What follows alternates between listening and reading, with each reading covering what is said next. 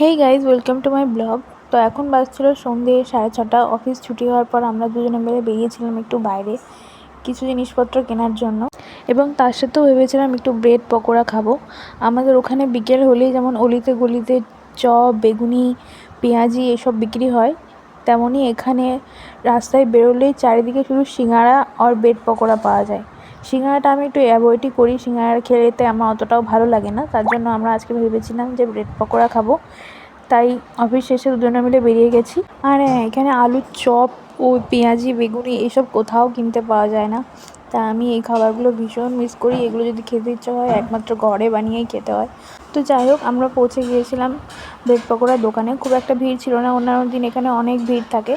তো আমাদের দুজনের জন্য ব্রেড পকোড়া প্যাক করে নিয়ে আমরা চলে এসেছিলাম আখের রস খেতে। গরম পড়তে না পড়তেই আখের রস বিক্রি হওয়া শুরু হয়ে গেছে। আমার তো আখের রস খেতে খুবই ভালো লাগে। আমরা যখনই এই গরমকালে বাইরে বেরোই তখনই আমরা আখের রস খাই, এবং আমি না বেরোলেও রাহুল যদি একা বেরোয় সেও আমার জন্য প্যাক করিয়ে বাড়িতে আনে, যাতে আমি বাড়িতে একা থাকলে আমি খেতে পারি। তো কথা বলতে বলতে আমাদের কাছে আখের রস চলে আসে এবং রাহুল খেতেও শুরু করে। তারপরে আমরা একটু দই আর ব্রেড পকোড়া নিয়ে বাড়ি চলে আসি। তার সাথে একটু বড়িও নিয়েছিলাম, এখানে বড়িওটাও খুব কম পাওয়া যায়, তো যখনই পাওয়া আমি কিনে নিই। তো আজকে সন্ধ্যেবেলায় বাড়িতে এসে দুজনে মিলে ব্রেড পকোড়া খেতে খেতে সময়টা কাটালাম। আর রাতে কি রান্না করা যায় সেটাই ভাবছিলাম। তারপর রাহুল বলল সোয়াবিন খেতে ইচ্ছা করছে, তো রাতে আজকে আমাদের হচ্ছে সোয়াবিন আর রুটি। তো আজকের ব্লগটা এইটুকুই। দেখা হচ্ছে নতুন আর একটা ব্লগে। Tata, by.